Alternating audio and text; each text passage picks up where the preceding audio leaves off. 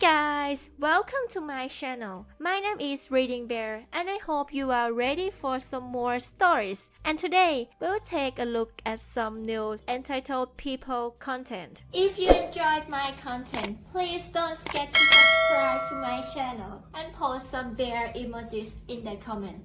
And now, let's dive right into the stories. This story is entitled Guy Knocks Himself Out with a Rubber Mallet After Slashing My Car's Tires, and Then He Screws Up. Preface. This situation is still percolating, and is definitely a doozy. My apologies, this might get long. A very good friend of mine I've known for more than a decade reached out after radio silence for 6 months. This isn't particularly unusual for her. She's the feline type of friend who'll reach out when she feels like it, and this isn't the first time she's fallen off the face of the earth. She's reached out to me because she can't get into her laptop I helped her set up. She's forgotten the password and the facial recognition thing isn't working. I mount up and head over, and I honestly didn't recognize her until she spoke. She'd lost a significant amount of weight, and not in a good way. I gave her a hug and was honestly startled when she squealed in pain. In the past I've witnessed this girl try to kick me in the shin, miss, kick a cinder block instead and break 2 toes without making a sound. Long story short, her facial recognition wasn't working right because she'd lost enough weight that her facial structure wasn't recognized any longer. I got it sorted and we talked a little bit and she admitted her relationship wasn't going very well. I suggested that maybe she might want to take a step back and have a think, and if she wanted to do that she was welcome to crash at my place. She said she'd think about it and would call me. Well, the next day she called me in tears and asked if she could still crash in my guest room. I said of course, and we did the thing. She didn't grab all of her stuff, just a few changes of clothes and the essentials. We got to my house and I discovered my friend had a new best friend, my dog. He stuck to her like Velcro. Refused to go for walkies unless she came with. Would snuggle any chance he got, and even hurled his Frisbee at her and did a play bow and growl combo that is impossible to resist. Shortly thereafter it was decided that Frisbee is an outdoor sport. I pretended I wasn't the tiniest bit jealous. Sunday morning at about 2 a.m. my car alarm started going off, which it's never done before sitting in my driveway. I throw on a coat and go to investigate, and there's a random pickup with the door open and engine running in the driveway. Getting closer to my car, which had all 4 tires slashed, I saw a man flat on his back unconscious. There was also a rubber mallet laying not far from his hand and a smudge on my window. What followed probably made the 911 operator's night. 911, please state the nature of your emergency. Hi, I'm ULFR and I'm located at 1234 Not Doxing Myself Avenue. Could you please have police and an ambulance respond to my location as soon as possible?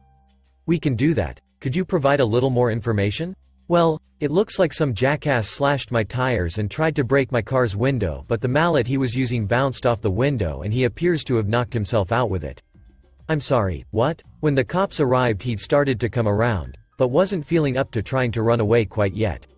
The ambulance folks checked him out and said he was safe to transport in a police car. They searched him and found a knife and ID, then he got put in timeout in the back of a squad car. While they were talking to me about what had happened they joked about how rough this case would be to solve. Things rapidly got less funny though when they checked the guy's truck. He had a chopstick wrapped up in butcher paper on his passenger seat with a bunch of ground glass in it. Homeboy was lucky he was in a police car when that little tidbit got disclosed. The cops said they'd get back to me about the report they were working on and said they'd called tow trucks for homeboy's pickup and my poor car. I went back inside shaking from being outside in pajamas in New England in February and more than a little bit of fear and rage. My friend was waiting inside and wanted to know why her boyfriend's truck was in my driveway and what the hell that was all about. I didn't think I could keep my temper at that moment so I just scooped up my pup and snorkeled him until he stopped struggling and just did a kind of whimper. He'll only accept snorkels on his terms, but I'm bigger than him. Then I told my friend that her boyfriend ducked my car all the way up and had a nice yummy steak with glass in it for the dog. She said, I'm sorry, what? In the following discussion several things came to light. My friend gave her boyfriend my address because she thought he was worried for her safety, and wanted to know where she was. Boyfriend found out I had a dog because she'd posted some pictures of him on social, joking about being in love with him, sharing a bed. My friend was now furious. Funny thing about domestic abuse cases, a lot of the time mental fatigue and trauma can do awful things to people's minds. The overwhelming feeling of helplessness and despair can absolutely cripple any efforts to stop the abuse or leave the situation. Normally it requires a lot of patience, time, and therapy to recover. Sometimes though, the abuser will do something so cartoonishly evil that everything snaps back into focus, and the person that was being abused winds up in a headspace that probably inspired the Greek Furies back in the day. By the time the flatbed tow truck hitched up my car to get the tires replaced, we had a plan.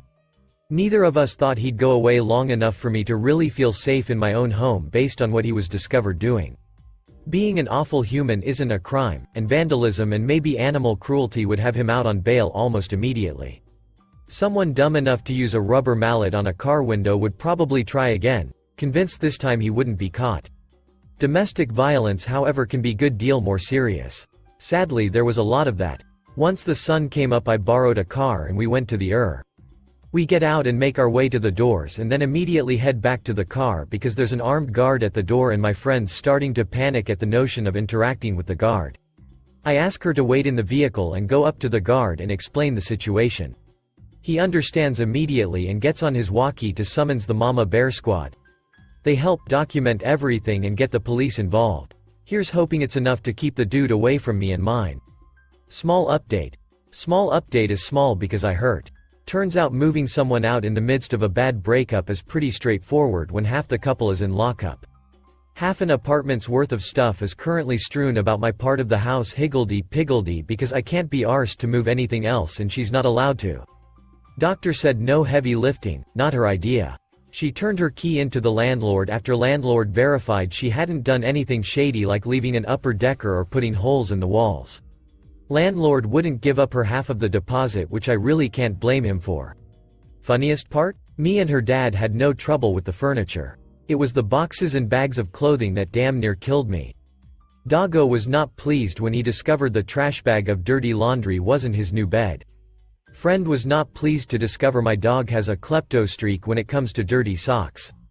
Can someone please explain to me why girls feel the need to have around 50 pairs of shoes?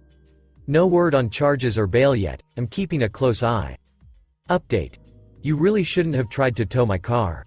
This is a sort of tangential update to the girl featured in this post. But it mostly has to do with the condo association president she wound up moving into the next unit over. With a brief cameo by the Lifetime channel. This also turned out to be a lot longer than I thought it would be, but I'm not sorry. So, when last we left off, I'd wound up with a newly painted guest room and a severely underweight friend. She spent a couple months rehabilitating at my place. And by rehabilitating I mean sitting her ass on my couch, snuggling my dog, eating carton after carton of ice cream and watching the Lifetime channel on the TV next to my computer. When she got bored, she'd throw crochet hooks at the back of my head until I paid attention to her. All was well. Then she had to cut back on her ice cream habit and start PT. PT time was not a happy time. Turns out getting muscle tone back after what she'd been through hurts a lot, and she's not one to suffer in silence. Eventually though, she went from downright surly to just bitchy and things leveled out, and one day she decided it was time to spiff up the old resume and apply for jobs. Then she went for an interview and had a panic attack. A couple therapy sessions later and the conclusion was that she should try for a work from remote gig. More interviews followed this conclusion and went a lot better. Friend has an outrageously lucrative job doing event coordination for some place in the city. Who knew that making sure important stuff made it to the right place at the right time was not easy and incredibly well paying. Now she's on the road to being physically able and she's got income. Guess who got to go apartment and condo hunting for about a week solid? This guy. Guess who was expected to have an intelligent opinion on each and every single one of those apartments and condos? Also this guy. And guess whose eventual intelligent opinions on all the places was completely disregarded when she finally picked a place? You guessed it. This guy. She found a condo that was rent to own, which in my mind was outrageously expensive but apparently is quite the steal in the market today. One sprained back later and all of the stuff she had from the old apartment is in the new condo. Myself and her father did all of the heavy lifting. She helped, sort of. I guess opening doors and giving active feedback counts as helping in some books. And then it happened. Glorious quiet. I could sit down in my own house and not get blasted by the sounds of men being a-holes and women planning their eventual triumphal revenge. One whole night of just me and the pooch. Except the whole time the pooch was morose. The next day I took him for a nice long walk, and when I opened the door, the familiar sounds of Lifetime were heard. And she's back. On my couch. The dog was overjoyed. She took an Uber back to my place because allegedly she forgot some things and she needed my help assembling IKEA furniture to fill in the missing spots in her new lady lair. So we went to her condo. And she sat on her ass, supervising, while I assembled the furniture. Did I mention she put Lifetime on to give me something to listen to? Time kept on in that fashion, and she spends less and less time inventing reasons for her to come over or for me to visit.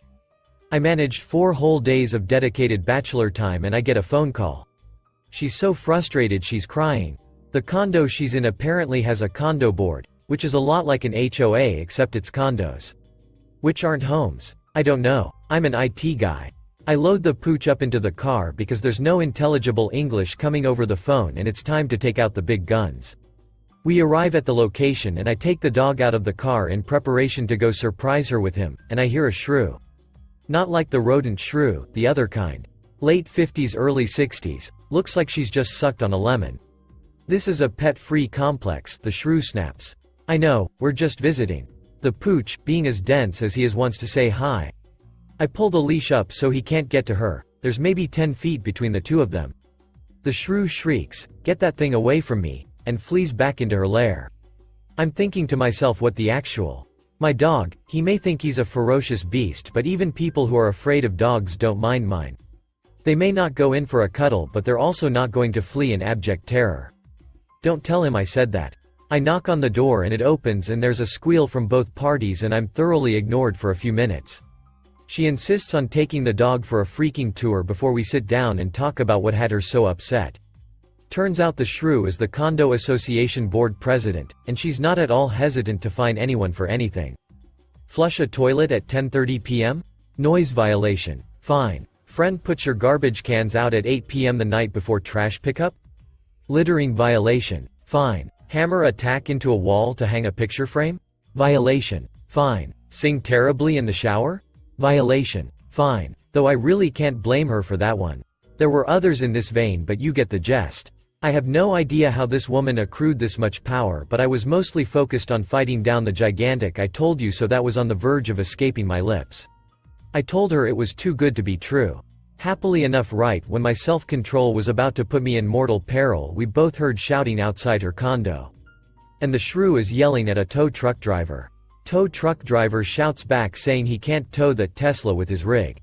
She didn't mention it was an all-wheel drive car. She tells him he certainly can. The car is parked illegally, take it away. My friend is still a little fragile and can't do confrontation well. Me? I love me some confrontation. Well, no. As a rule I don't love confrontation. But when a shrew tries to get my beloved car towed, I'm game. The shrew was still shrieking at the tow truck as it left, and I said something along the lines of, "Why were you trying to get my car towed?"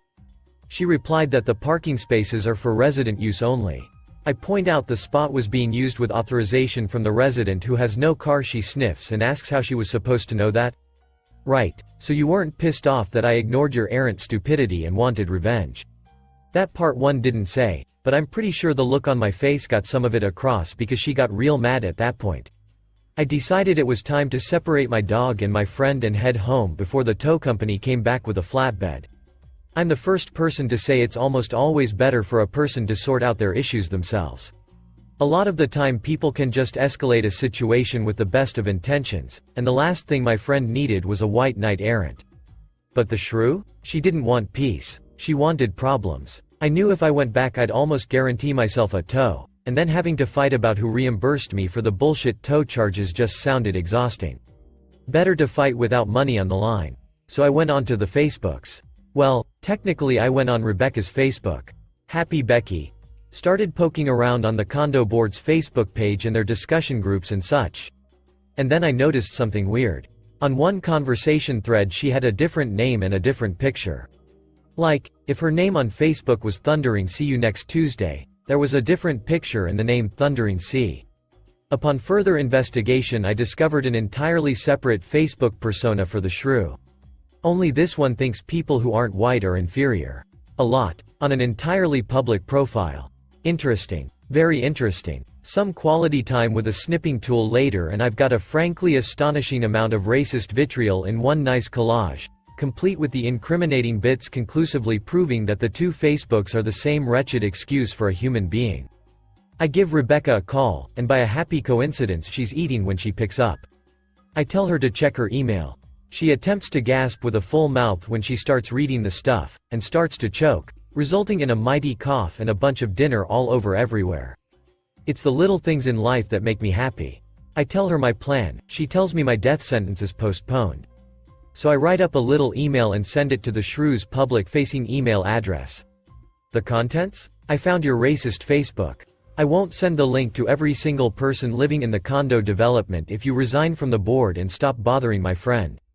Live and let live. It was phrased differently than that and attempted to sound conciliatory. I'd much rather handle this amicably, after all, what's a little blackmail between friends?